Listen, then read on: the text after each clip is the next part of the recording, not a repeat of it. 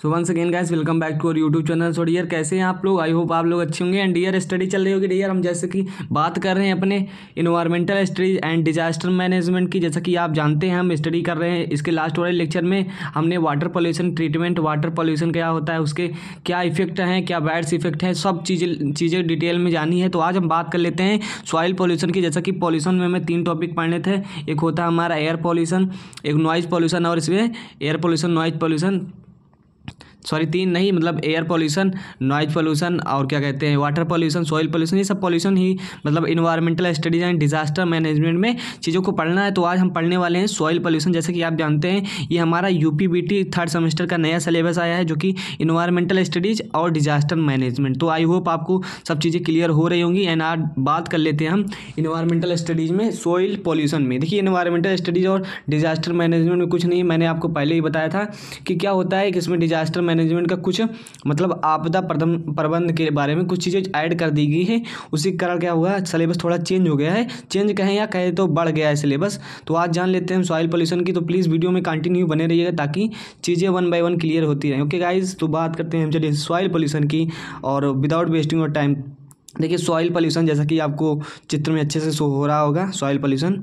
तो इसकी proper definition की बात करते हैं, क्योंकि देखिए हम सब कुछ जानते हैं, सब कुछ देखे हैं। ये सब चीज़ें कहीं हम विदेश से नहीं है, कहे तो हम एलियन नहीं है, हम सभी चीज़ें जानते हैं।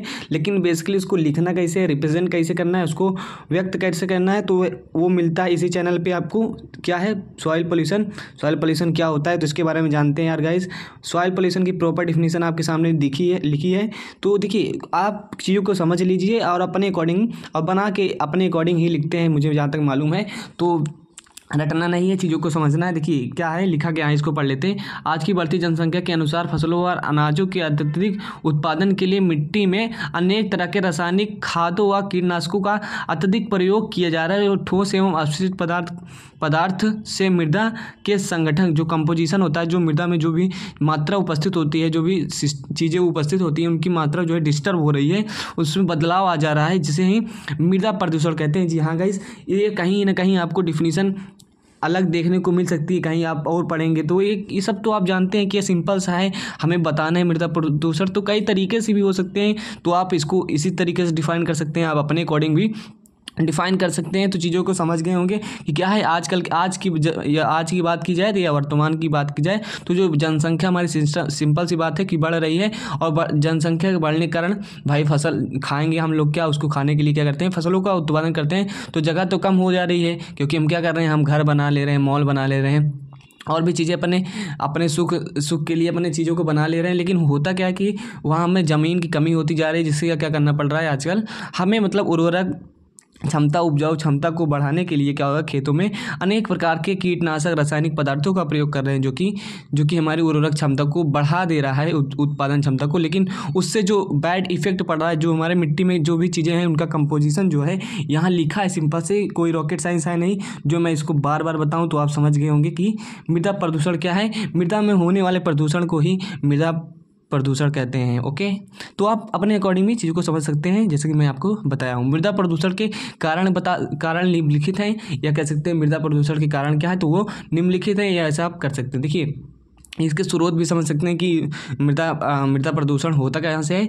या इसके कारण क्या है। तो वही सब चीज़ें हैं, हेडिंग वारी करती है थोड़ा वो। देखिए जो हमारा स्रोत है, मतलब सोर्सेज की बात की जाए, जो हमारा सॉइल पॉल्यूशन है, तो ये निम्न है, आप देख सकते हैं क्या है गाइस, आप देख सकते हैं अपने अकॉर्डिंग भी चीज़ों को लिख सकते हैं। देखिए कचरे, कूड़ा करकट, प्लास्टिक, पॉलीथीन, सड़े गले पदार्थों, सब्जी एवं छिलकों के द्वारा आदि से छिलके, कंक्रीट, लकड़ी आदि को निस्तारण के लिए समुचित व्यवस्था न होने के कारण हमारे देश में कहीं ना कहीं इसे भी फेंक दिया जाता है। क्या होता है कि देखिए अभी हमारे जो देश में है चल रहा है, जो शहरों से, घरों से, गाँव से, शहरों की बात की जाए बेसिकली, क्योंकि गाँव में क्या होता है, हर गाँव में तो बहुत जगह खाली है। गाँव में तो वैसे में बहुत जगह खाली है, क्या गाँव की तो बात ही अलग है। वहाँ पे लेकिन शहरों की बात की जाए तो यार शहरों में क्या होता है, जगह कमी है, लेकिन कूड़ा करकट उतना ही होना है, सब कुछ उतना ही उनसे होता क्या है, इसमें उनके लिए एक उचित व्यवस्था की जाती है। देखिए उसको पढ़िए, जो कचरा, जो कूड़ा करकट, ये सब चीज़ें हैं ऐसे ही फेंक दी जाती है। क्यों? क्योंकि क्या होता है, हमारे देश में अभी उतनी एडवांस टेक्नोलॉजी नहीं आई है कि जो भी चीज़ें हम वेस्टेज, जो भी चीज़ें वेस्टेड होते हैं, मतलब ख़राब पदार्थ जो होते हैं जिनका हम उपयोग कर लेते हैं, उनको फिर से रिसाइकलिंग नहीं कर पाते, मतलब एक नए चीज़ में नहीं कन्वर्ट कर पाते, क्योंकि अभी हम उतने एडवांस नहीं हो चुके हैं। लेकिन हाँ, ऐसे ऐसे देश है जहाँ पर जितने भी लगभग वेस्टेज है, लेकिन उसमें से कुछ वेस्टेज तो निकलेंगे ही। तो वही मृदा प्रदूषण में किस प्रकार भूमिका निकालते हैं उसको हम समझते हैं। कचरा, कूड़ा करकट या पॉलीथीन, सड़े गले पदार्थ जैसे सब्जी के छिलके, फलों की आदि छिलके, कंक्रीट आदि हैं, जो मतलब ये आप अपने अकॉर्डिंग लिख सकते हैं। मैं तो आपको बस बता रहा हूँ कि आप चीज़ों को बस समझ जाइए, फिर उसके अकॉर्डिंग तो आप लिख लेंगे। हमारे देश में क्या हो गई है, इसे कहीं ना कहीं फेंक दिया जाता है। जाहिर सी बात है, आप देखे होंगे, कोई बताने वाली बात नहीं, लेकिन हाँ आप समझ सकते हैं, आपका सिलेबस है तो पढ़ाना पड़ेगा। तो ये सब हो गई यार, मृदा प्रदूषण के कारण में आ गए। और क्या होते हैं, औद्योगिक व्यर्थ अपशिष्ट पदार्थों का पृथ्वी पर फेंक देना, मतलब इंडस्ट्री जो है, बड़ी बड़ी इंडस्ट्री फैक्ट्री हैं, उसमें तो वेस्ट निकलता होगा, ऐसी बात तो है नहीं वेस्ट नहीं निकलता होता। तो ऐसी ऐसी फैक्ट्रियाँ हैं जिसमें बहुत ख़राब पदार्थ निकलते हैं यार, तो उसमें से क्या होता है, उसको ऐसे ही फेंक दिया जाता है। फेंकेंगे नहीं तो क्या करेंगे, उसको क्या चांद पे ले जाएंगे? तो यही सब चीज़ें हैं। तो ये सब चीज़ें हैं, औद्योगिक व्यर्थ से भी फैलता है, आप देख सकते हैं यार। जो हमारा इन्वायरमेंटल स्टडीज़ है, इसको एक बार आप PDF से या कहीं से या बुक से कुछ भी मतलब पढ़ सकते हैं, लेकिन आप बना के इसको लिख सकते हैं। आपके सेंसेस इतने ज़्यादा, आप इतने ज़्यादा समझदार हो गए हैं आप, तो अगर आपको आता भी न रहे तो आप भी फिर से भी पेपर को सॉल्व कर देंगे, मेरी जहाँ तक मानना है। तो थोड़ा बहुत पढ़ लीजिए, ज़्यादा हार्ड नहीं है, बस हाँ ओवरव्यू कर लेते हैं। देखिए, पेड़ पौधे पर कीटनाशक व खरपतवार रसायनों का छिड़काव के दौरान पृथ्वी पर गिरता है। जाहिर सी बात है, जब हम अपने घर पे मान लीजिए, आजकल तो यार सिस्टम चल गया कि जो भी पेड़ पौधे लगाते हैं उनको बढ़ाने के लिए, उनकी पैदावार बढ़ाने के लिए हम क्या करते हैं, मतलब खरपतवार नाशक, कुछ क्या करते हैं, कीटनाशक, रासायनिक पदार्थों का प्रयोग करते हैं। तो उसके छिड़काव के दौरान भाई रासायनिक पदार्थ कहाँ जाएंगे, नीचे गिर जाते हैं। तो उनके गिरने से भी कहीं ना कहीं ये इफेक्ट डालता है हमारे मिट्टी पे। तो उससे हमारा क्या होता है, हमारा सॉइल पॉल्यूशन होता है। सिस्टम सही है, आई होप आपको सब समझ में आ रहा होगा। नाभिकीय विस्फोट जैसे परमाणु परीक्षण के रेडियोधर्मी पदार्थों पर पृथ्वी गिरना, जाहिर सी बात है, जो हमारे एटॉमिक सेंटर हैं और जो हमारा परमाणु परीक्षण वगैरह होता रहता है, इससे भी नाभिकीय विस्फोट जो होता रहता है, तो इससे भी जानते हैं आप सब चीज़ें। तो इससे भी कहीं ना कहीं पृथ्वी का जो मिट्टी है उसको प्रभावित करते हैं। उससे क्या होता है, हमारा सॉइल पॉल्यूशन होता रहता है। सिंपल है यार। बात कर लेते हैं ज़मीन पर कूड़ा कचरा एकत्रित करके आग लगाने से मृदा प्रदूषण। जाहिर सी बात है, हम लोग यही करते हैं गाँव वाले, कि करते क्या है, जब कूड़ा करकट इकट्ठा हो जाता है तो उसको कहीं साइड में ले जा करके किसी खेत में, बगल में कहीं भी अविकसित क्षेत्र में जहाँ घर वगैरह नहीं बना रहता, वहाँ हम इसको जला देते हैं, और उससे भी कहीं ना कहीं मृदा प्रदूषण फैलता है। तो ऐसा भी हम करते हैं, और फैलता है तो फैलता है। उससे क्या करते हैं, निचली उथली ज़मीन व समतल करने के लिए कूड़ा करकट भर देते हैं। जाहिर सी बात है, इसको समझिए, बहुत मज़ेदार है कि मान लीजिए अपना ऐसा ज़मीन है, ओके। तो ऐसा ज़मीन है, तो इसमें क्या करेंगे हम, इसको ऐसे कूड़े करकट को इसी में डाल देंगे। जाहिर सी बात है, आपके आसपास कोई घर होगा, तालाब वगैरह होता है जो सूख जाता है, तो उसमें लोग क्या करते हैं, लाकर कूड़ा इसमें डाल देते हैं। मतलब इतने खतरनाक होते हैं कि इसमें कोई भी वेस्टेज हो उसको सब ला के इसको एकदम समतल, एकदम प्लेन कर देंगे। ऐसा लगेगा कि ये इसमें पहले कुछ डाला ही नहीं है, एकदम सिंपल प्लेन कर देंगे। तो ऐसा हम लोग करते हैं। तो वही बात की गई है कि निचली उथली ज़मीन को समतल करने के लिए कूड़ा करकट भर देते हैं, जो कि कहीं ना कहीं, अब जब इसमें मान लीजिए कुछ अनाज वगैरह उगाना है, यहाँ अनाज वगैरह उगाना है, तो यहाँ उगेगा भाई, यहाँ प्लास्टिक की बोतल, कपड़ा, फटे चप्पल, ये सब चीज़ें यहाँ डाल दी गई है। तो अब यहाँ की जो उर्वरक क्षमता है तो ख़राब हो ही गई है। लेकिन ऐसा करते हैं जो, और शहरीकरण का बढ़ना भी एक फैक्टर है, जो कहीं ना कहीं क्या होता है, सॉइल पोल्यूशन का काम करता है। जाहिर सी बात है, शहरों को लोग तो और भैया और तरह तरह के कूड़े करकट करते हैं, उनकी तो बात ही न करें, क्योंकि उनके पास पहली बात तो न ज़्यादा जगह होती है, न ज़्यादा कुछ होता है। तो जितने भी वेस्टेज होते हैं वो कहीं ना कहीं इधर उधर फेंक देते हैं, जिससे क्या होता है, सॉइल पॉल्यूशन होता है। तो ये सब चीज़ें आप समझ रहे होंगे। बात कर लेते हैं मृदा प्रदूषण की। आप बस पढ़ते जाइए, ओवरव्यू करते जाइए, नोट्स बना रहे हैं तो बना लीजिए, बाकी एक बार ज़रूर वीडियो को पूरा देखिए ताकि चीज़ों को समझ में, मेरी बातों को बस सुनते जाइए। बात करते हैं मृदा प्रदूषण के प्रकार की। तो कितने प्रकार होते हैं इसके, देखिए गाइस, वीडियो बनाने में बहुत मेहनत लग रहा है, तो यार कहीं ना कहीं आपके लिए मैं बहुत हार्ड वर्क कर रहा हूँ। तो प्लीज़ करके आप भी कमेंट वगैरह कर दिया करिए, और यदि चैनल पे नए हैं तो बार बार कहना ना पड़े, ये तो सभी कहते हैं लेकिन मैं भी कह रहा हूँ, तो कहना ना पड़े, चैनल को सब्सक्राइब कर दीजिए और कमेंट वगैरह कर दिया करिए, बहुत मेहनत करते हैं। तो बात कर लेते हैं यार मृदा प्रदूषण के प्रकार की। जैसा कि जानते हैं मृदा प्रदूषण, क्योंकि ये नोट्स बनाने में चीज़ों को पूरी, मान लीजिए आपकी बुक होगी, आप इन्वायरमेंटल स्टडीज की बुक को देखेंगे तो उसमें नंबर ऑफ़ टॉपिक दिए हैं, जिसको देख कर ही आपका दिमाग हिल जाएगा। तो ऐसा मैंने शॉर्ट फॉर्म में ये सब चीज़ें लाई हैं आपके सामने, तो कहीं ना कहीं मेहनत की है, तो आपका भी फ़र्ज़ बनता है। तो बात करते हैं विदाउट वेस्टिंग और टाइम, ज़्यादा टाइम नहीं लेंगे। आप भी कहेंगे कि बस सब्सक्राइब कराने में लगे, तो नहीं, ऐसी बात नहीं है, अपने फ़ायदे सभी देखते हैं। देखिए, मृदा के प्रदूषण के प्रकार की बात कर लेते हैं। तो जैविक प्रदूषण होता है, एक बायोटिक प्रदूषण होता है, मतलब कह सकते हैं बायोटिक पॉल्यूशन। तो ये कैसे होता है इसको मैं समझ, देखिए होता क्या है कि कुछ बैक्टीरिया, वायरस और परजीवी इसमें शामिल होते हैं जो कि जैविक प्रदूषण के कारक होते हैं। तो इसको एक बार पढ़ लीजिएगा यार, मतलब कि जैविक मृदा प्रदूषण अत्यंत हानिकारक होते हैं, और ये बीमारियां भी मतलब खतरनाक बीमारी होने का भी या हो सकती है होने का खतरा रहता है। तो ये सब चीज़ें इसमें किसके कारण होते हैं, तो इन मृदा में प्रदूषण जो होता है कुछ बैक्टीरिया, वायरस और परजीवियों के कारण होते हैं। तो ये सब चीज़ें हैं, आपको समझ में आ रहा होगा। और PDF तो मैंने बहुत अच्छा बनाया है, इसमें आप अच्छे अच्छे चित्र भी देख सकते हैं। तो रेडियोधर्मी प्रदूषण की यार, क्योंकि ये भी एक प्रदूषण का प्रकार है। तो गाइस आप बात करते हैं रेडियो एक्टिव पॉल्यूशन की। तो जानते हैं नाभिकीय विस्फोटों से क्या होता है, नाभिकीय रिएक्टरों जो भी क्या होते हैं, पावर प्लांट्स होते हैं, जो न्यूक्लियर पावर प्लांट होते हैं, उनसे भी कहीं ना कहीं, और रिसर्च सेंटर जो भी होते हैं हमारे, परमाणु परीक्षण केंद्र वगैरह जो होते हैं, तो उनसे क्या होता है विकिरण, मतलब रेडिएशन हानि निकलती है, जिससे हानि पहुंचता है। और इसमें क्या होता है SR, मतलब SR तथा मतलब CS130, SR90 तथा मतलब CS137 तत्वों के समस्थानिक, मतलब आइसोटॉपिक जो भी स्ट्रांसियम तथा सीजियम के निकलते हैं। मतलब ये क्या होते हैं हमारे रेडियो एक्टिव तत्व होते हैं जो गैस से निकलते हैं। ये सब करने के मतलब नाभिकीय विस्फोटों में, तो परमाणु परीक्षण केंद्रों से ये सब चीज़ें निकलती हैं। ये होता क्या, हमें प्रभावित करती है, हमारे प्रभाव के साथ साथ मिट्टी को भी प्रभावित करती हैं कहीं ना कहीं, तो जो मृदा प्रदूषण का कारण होता है। तो यहाँ सब चीज़ें लिखी हैं, क्लियरिटी आपको ला रहा हूँ मैं। जैसे कि जो मृदा में बहुत अधिक समय तक रहते हैं, क्यों रहते हैं, क्योंकि इनकी जी हाफ ईयर जो मतलब हाफ लाइफ होती है। ये सब आप जानते होंगे, इंटरमीडिएट करके आए तो चीज़ें आपको सब मालूम होगी कि रेडियोधर्मी तत्वों की क्या होती है, अर्धवायु क्या होती है, ये सब चीज़ें होती हैं। तो जिससे मृदा प्रदूषण होता है, ये भी एक फैक्टर है। बात कर लेते हैं अपनी केमिकल पॉल्यूशन की, मतलब रासायनिक प्रदूषण द्वारा मृदा प्रदूषण कैसे होता है। इन सब कारणों से एयर पॉल्यूशन, नॉइज पॉल्यूशन और भी चीज़ें भी हो सकती हैं, लेकिन हम बात कर लें मेनली भी सॉइल पॉल्यूशन की। देखिए क्या केमिकल प्रदूषण से वाटर पॉल्यूशन नहीं हो सकता, जब केमिकल प्रदूषित करेंगे तो वो वाटर पोल्यूशन का भी काम करें। लेकिन बात करते हैं अपने सॉइल पोल्यूशन की, तो इसमें ये भी फैक्टर है जो हमारा सॉइल में क्या है, रासायनिक प्रदूषण है। बात करते हैं इसको क्या होता है, बढ़ती जनसंख्या के अनुसार क्या है, मनुष्य या किसानों को क्या है, उत्पादन क्षमता बढ़ाने के लिए, मतलब जो भाई खेत है, खलियान है, क्षेत्र है जहाँ पर क्या है में फसल बोते हैं, तो उसकी उत्पादन क्षमता को बढ़ाने के लिए हम तरह तरह के DAP, यूरिया और पोटास डाई सब चीज़ें का इस्तेमाल कर रहे हैं। वो भी नई नई तकनीकी के अनुसार नई नई दवाओं का प्रयोग कर रहे हैं, जो कि कीटाणुनाशक और खरपतवार नाशक होते हैं। तो उससे क्या हो रहा है कि वह अन्य खाद्य रासायनिक पदार्थों का प्रयोग कर रहे हैं जो मृदा के लिए हानिकारक है। तो केमिकली कहीं ना कहीं पॉल्यूशन भी हो रहा है। तो ये सब चीज़ें आप जानते हैं, समझदार हैं। तो आई होप सॉइल पोल्यूशन के बारे में नंबर ऑफ़ टॉपिक आपके क्लियर हो रहे होंगे।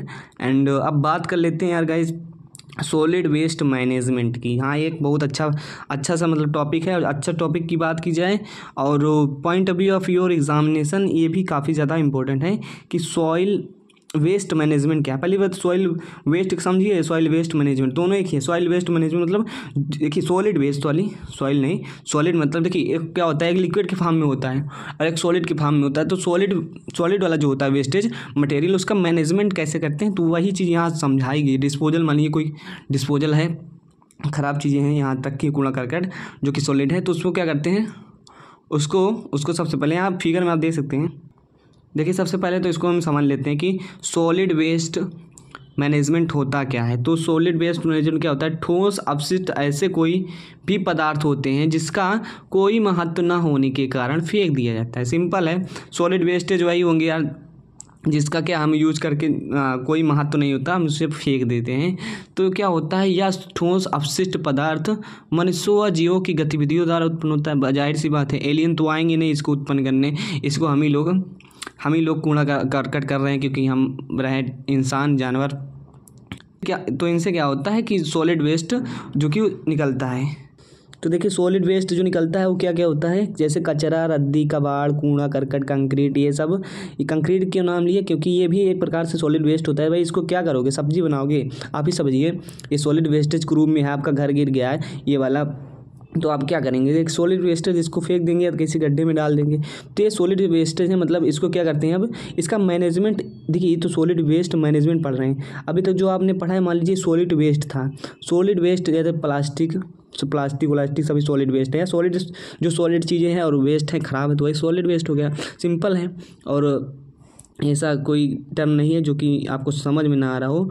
तो बात करते हैं इस विधि में क्या, देखिए मैनेजमेंट के बारे में पढ़ने। अभी तक थोड़ा बहुत जो पढ़ा है वो एक सॉलिड वेस्ट था। मतलब सॉलिड वेस्ट क्या होता है, वो हर कोई पदार्थ होता है जिसका कोई महत्व नहीं होता, जिसे हम फेंक देते हैं, तो सॉलिड वेस्ट हो गया। और उसका मैनेजमेंट कैसे करते हैं यार, हमारे आसपास बहुत से ज़्यादा सॉलिड वेस्ट हो गए, तो उसका मैनेजमेंट, उसका प्रबंधन कैसे करते हैं, तो वो समझ रहे हैं। इस विधि में क्या होता है, इस विधि में क्या होता है, हालांकि बहुत लंबा टॉपिक है।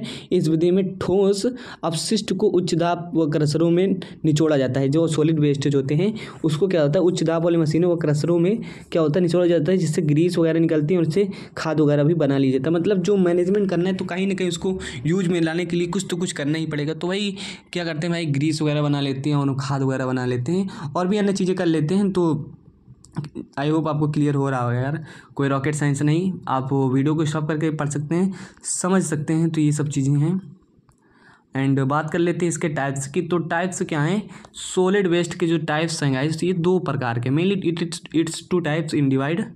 तो क्या क्या है सॉलिड वेस्ट के जो प्रकार हैं, मुख्यतः जैविक विघटनकारी, मतलब बायोडिग्रेडेबल एंड नॉन बायोडिग्रेडेबल। तो इसके बारे में बात कर लें तो जो सॉलिड वेस्ट के टाइप्स हैं, उसके पहला ए जो आता है हमारा वे ठोस अपशिष्ट, मतलब वे ठोस अपशिष्ट जिन्हें सूक्ष्म जीवों द्वारा नष्ट कर दिया जाता है, जिन्हें हम बायोडिग्रेडेबल या कहें तो जैविक विघटनकारी अपशिष्ट कहते हैं। जैसा कि फलों की सब्जियां, छिलके, पत्तियां, अंडों की परत और चाय पत्ती वगैरह। जाहिर सी बात है, ये सब अगर चीज़ें कहीं फेंकी हैं एक सॉलिड के रूप में, तो इसको सूक्ष्म जीवाणु ही नष्ट कर देते हैं समय के साथ साथ। तो समझ गए होंगे कि सूक्ष्म जीवों द्वारा जो नष्ट कर दिया जाता है, ऐसा जो सॉलिड वेस्ट होता है। एक होता है हमारा अजैव विघटनकारी, मतलब नॉन बायोडिग्रेडेबल। ये क्या होते हैं, ये ठोस अपशिष्ट पदार्थ होते हैं जिन्हें सूक्ष्म जीवों द्वारा नष्ट नहीं किया जा सकता, जैसे प्लास्टिक बैग, शीशा, मतलब ये जीवाणु द्वारा नष्ट नहीं होते। अब क्या करते हैं, इनके लिए कुछ काम करना पड़ता है। तो इन्हीं के लिए हम आगे समझने वाले हैं कि जो प्लास्टिक बैग, कांच वगैरह, बोतल वगैरह हैं, जो हम ही लोग तो फेंक रहे हैं, हम ही लोग सबसे ज़्यादा भाई कूड़ा करकट कर रहे हैं, मानो या ना मानो, क्योंकि पृथ्वी पे हम ही लोग रहते हैं, जीव जंतु भी रहते हैं, वो तो समझदार हैं, हमसे ज़्यादा समझदार तो जीव जंतु हैं। क्योंकि चलिए इसके आगे बात कर लेते हैं कि ठोस अपशिष्ट के प्रभाव क्या है। भाई प्रभाव तो पड़ेंगे, जब हम कूड़ा करकट करे हैं, जब कूड़ा फेंके हैं तो उसकी गंध भी तो आएगी। तो यहाँ इसकी बात कर लेते हैं यार, थोड़ा देखिए कमेंट जरूर कीजिएगा कि वीडियो कैसा लग रहा है, क्योंकि बहुत तो मेहनत लग रही है यार, आप समझ सकते हैं। ठोस अपशिष्ट के प्रभाव, जी हाँ, इसके बारे में बात कर लेते हैं। होता क्या बेसिकली जब हम क्या करते हैं, अपने घरों से निकलने वाले, ये सब जानते हैं, ऐसा होता भी है, आप रियल लाइफ में भी देखे होंगे। जब हम अपने घरों से निकलने वाले कचरे, कूड़ा करकट सड़कों को या खाली जगहों पे, गांव वाले हैं समझिए, इसको शहर वाले हैं तो भी समझिए। देखिए होता क्या है कि आप हमारे आसपास, हमारे घर में जो कूड़ा करकट निकलता है, वो कहीं आसपास की ऐसी खाली जगह होती है, अब विकसित क्षेत्र होता है जहाँ घर नहीं बना होता, तो वहीं ले जा करके हम डाल देते हैं। और हम कूड़ा करकट डालेंगे तो भैया पड़ोसी वाला भी वहीं कूड़ा करकट डाल देगा। तो ऐसे में होता क्या है, वो कूड़े करकट का एक स्थान बन जाता है। ये देखे होंगे शहरों में भी कहीं ना कहीं जहाँ खाली स्थान रहता है, वहाँ 2-4 आदमी कूड़ा फेंका, पूरे मोहल्ले वाले वही कूड़ा इकट्ठा करने लगते हैं, धड़ाधड़। तो भैया वहाँ ज़्यादा कूड़ा एकत्रित हो जाता है। तो इसके लिए आप पढ़ते हैं आगे कि करते क्या वास्तव में हम लोग, जिससे वहाँ कुछ दिनों बाद बहुत कूड़ा करकट हो जाता है। यार सिंपल सी बात है, बहुत कूड़ा करकट हो जाता है। इससे क्या होता है, नगर पालिका द्वारा इसे कूड़ा करकट को ना हटा, अगर मान लीजिए बहुत कूड़ा करकट हो गया है, तो उसे नगर पालिका है मान लीजिए शहरों में, तो उसे मान लीजिए हटाया ही नहीं गया, मान लीजिए सपोज दैट नहीं हटाया जाता है, तो क्या होता है कि कुछ दिनों के बाद क्या होता है, बहुत अच्छी सुगंध आती है। अच्छी नहीं, अच्छी कहाँ से आएगी सुगंध यार, मतलब वही बात करते हैं, दुर्गंध आने लगती है और तरह तरह की बीमारियां फैल जाती हैं। सिस्टम से आई होप आपको सब चीज़ें सब क्लियर हो रही होंगी, क्या है क्लियर हो रहा होगा तो कमेंट तो ज़रूर कीजिएगा यदि मेरी बात को ध्यान से सुन रहे हैं तो। ओके, एंड ये आप पढ़ सकते हैं यार, सिंपल सी, ज़्यादा कोई रॉकेट साइंस है नहीं कि ठोस अपशिष्ट पदार्थ के प्रभाव क्या होते हैं। और बात कर लेते हैं और थोड़ा इसके जानने अपने अनुसार भी आप लिख सकते हैं। क्या होता है कि औद्योगिक ठोस अपशिष्ट पदार्थ विषैले धातु, प्लास्टिक तथा पॉलीथीन एक बड़े स्रोत हैं जो मृदा में, मैं इसके ऊपर ही चला दे रहा हूँ, देखिए पेन, क्या होता है इसको पढ़ लीजिए। मृदा का एक बड़ा स्रोत होता है, पॉलीथीन एक बड़ा स्रोत होता है, पॉलीथीन नहीं जो ऊपर लिखा है इसको सब पढ़ लीजिए, जो मृदा जल व अन्य पदार्थों में मिलकर भौतिक और रासायनिक गुणों को प्रभावित कर देता है। तो ये सब चीज़ें हो गई, क्लियर हो रहा होगा, ज़्यादा कुछ है नहीं, एक बार पढ़ लीजिएगा परीक्षा में जाने से पहले और इसके पहले। एंड बात कर लेते हैं अपने, ये तो हो गया यार ठोस, तो देखिए बात करते हैं अपन किसके, इससे निपटारा कैसे पाएँ। अब भाई निपटारा तो पाना है, ऐसा है नहीं कि हम सुगंध लेते रहेंगे, जो हमारा आसपास का डिस्पोजल है, जो भी ख़राब चीज़ें हैं, जो भी वेस्टेज है, तो ये इसको बात कर लेते हैं। देखिए गैस, आइए इससे निपटते हैं, मतलब ये जो वेस्टेज मटेरियल है, कूड़ा करकट जो भी, इससे निपटते क्या है, स्वच्छता, इसके प्रोसेस क्या, मतलब ठोस अपशिष्ट का पूर्ण निपटान की विधियाँ जो है, मेथड हैं जो, सॉरी गैस, देखिए कहीं आपको मतलब कहीं ना कहीं इधर उधर से आवाज़ थोड़ी बहुत आती रहती हैं, क्योंकि आप भी समझ सकते हैं मेरी बातों को। तो यहाँ क्या है, भूमि की भराई व मतलब इस पहले जो प्रोसेस है हमारा ठोस अपशिष्ट का पूर्ण निपटान की विधि है, तो पहला प्रोसेस ये है, ये विधि है स्वच्छता, सैनिटरी, भूमि की भराई मतलब सैनिटरी, लैंड फिलिंग, ये सब चीज़ें हैं। इसमें क्या करते हैं हम, मेनली लैंड फिलिंग में क्या करते हैं कि भूमि की भराई वह प्रणाली है जिसकी रचना तथा निर्माण व्यर्थ अपशिष्टों के निपटान के लिए भूमि में दवा देने के द्वारा की जाती है। सिस्टम सही है, मतलब कि समझ में आ रहा होगा। भूमि की भराई क्या करती है, वह प्रणाली है जिसमें क्या करते हैं हम, क्या करते हैं कि जो भूमि होती है, मान लीजिए ऐसा कोई ज़मीन है, सपोज दैट मानने में क्या जाता है, देखिए मान लीजिए जैसे कोई ज़मीन है, ज़मीन स्थल है, तो इसमें क्या करते हैं, भराई कर देते हैं, कबाड़ जो भी अपशिष्ट ठोस अपशिष्ट पदार्थ होता है। तो यही इसकी विधियाँ हैं, पहली विधि में यही बारे में समझाया गया है। तो इससे क्या होता है कि दवा देने के द्वारा की जाती है, जिससे क्या होता है कम से कम प्रदूषक हमारे पर्यावरण में प्रवेश कर, मतलब प्रदूषक मतलब जो भी प्रदूषण का काम करते हैं प्रदूषक होते हैं।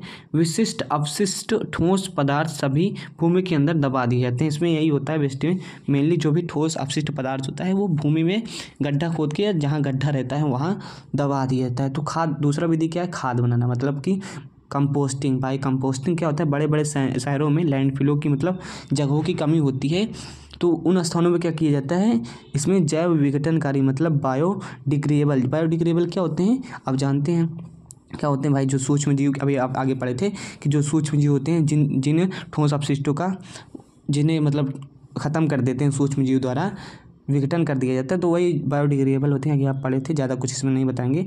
यार्ड अपशिष्ट को ऑक्सीजन समृद्ध मात्रा में छोड़ दिया जाता है। देखिए इसमें क्या होता है, इसको खुले में छोड़ दिया जाता है, तो ऑक्सीजन की उपस्थिति में कार्बनिक अपशिष्ट CO2 कंपोस्ट व खाद में परिवर्तित हो जाता है। देखिए ये समझ में आया होगा नहीं, देखिए मान लीजिए ऑक्सीजन है, किसी चीज़ को अगर ऑक्सीजन में छोड़ दिया है, आप ही समझिए, तो ये क्या होता है, अपने सरल रूप में आ जाता है। सिंपल समझिए, ऑक्सीजन लोहा है, कोई रॉड है, इसको क्या करेंगे ऑक्सीजन में छोड़ देंगे, तो भैया एक समय ऐसा आएगा ना, ये मिट्टी बन जाएगी। हाँ, एक समय आएगा क्या, वो मिट्टी बन जाएगी। क्यों जानते हैं आप, जंग लग जाएगी, जंग लगने के बाद ये झड़ने लगेगा और पूरा से एकदम गिर जाएगा। तो ये आप समझ सकते हैं, मतलब एकदम सरल युग में टूट जाता है कोई भी पदार्थ। तो ऐसे ही अगर खाद बनाने के लिए हम क्या करेंगे, इसको भी जो कूड़े करके तो खुले में छोड़ देंगे ऑक्सीजन में एकदम, तो इसी से हम क्या होता है, कंपोस्ट खाद बन जाती है। तो ये सब चीज़ें हैं, इसकी प्रोसेस भी हैं, ऐसे सिंपल से नहीं बन जाता। तो भस्मीकरण है मतलब आग लगाकर जला करके। तो इसमें क्या होता है कि यह एक औद्योगिक दहन की प्रक्रिया है। इसमें क्या होता है, मतलब इंडस्ट्रियल कंबंशन की प्रक्रिया है। इसमें क्या करते हैं, अवांछित पदार्थों मतलब जो खराब पदार्थ है सरल तथा ठोस गैसीय अपशिष्टों में बदलने के लिए किया जाता है। इसमें एक भस्मक मतलब इंक्रिनेशन मतलब एक भस्मक होता है जो जलाने का काम करता है, दहन करने का काम करता है, दहन संयंत्र होता है। तो उच्च तापमान में बड़ी मात्रा में अपशिष्ट पदार्थों को दहन करता है, इसकी सामर्थ्य बहुत ज़्यादा होती है दहन करने की। तो यही सब होता है, इसमें मेनली जला दिया जाता है कूड़े करकट को। तो ये सब चीज़ें हैं, आपको क्लियर हो रहा होगा, आप इसको अच्छे से पढ़ लीजिए। कुछ वर्ड है जो आपको नहीं समझ में आते होंगे तो प्लीज़ कमेंट कीजिएगा। भस्मक वगैरह लिखा है क्वेश्चन में, ब्रैकेट में भी उसका मैंने मेंशन कर दिया है। तो बस थोड़ा ओवरव्यू कर लीजिएगा, सब चीज़ें अपने आप क्लियर हो जाएंगी। पेपर आपका अच्छा जाएगा, डोंट वेरी, चिंता ना करिए। हमने अभी तक सॉइल पोल्यूशन ख़त्म कर लिया, अब ज़्यादा कुछ 2-3 लेक्चर में सब खत्म हो जाएगा। सो प्लीज़ यदि वीडियो में नए हैं तो चैनल को सब्सक्राइब कर लीजिए। मिलते हैं नेक्स्ट वीडियो में। यदि अपने दोस्तों को भी बताइए इस चैनल के बारे में, ताकि मेरा भी बेनिफिट हो सके और